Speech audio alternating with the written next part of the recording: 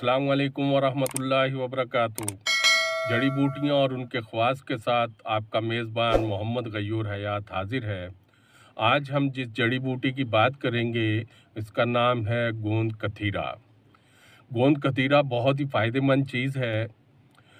ये गर्मियों में, जैसा कि अब गर्मियाँ आनी शुरू हो गई हैं, तो गर्मियों में हीट स्ट्रोक से बचाता है, नाक से बहते हुए खून को रोकता है, नक्सीर के लिए बेहतरीन है और मैदे की गर्मी को ख़त्म करता है।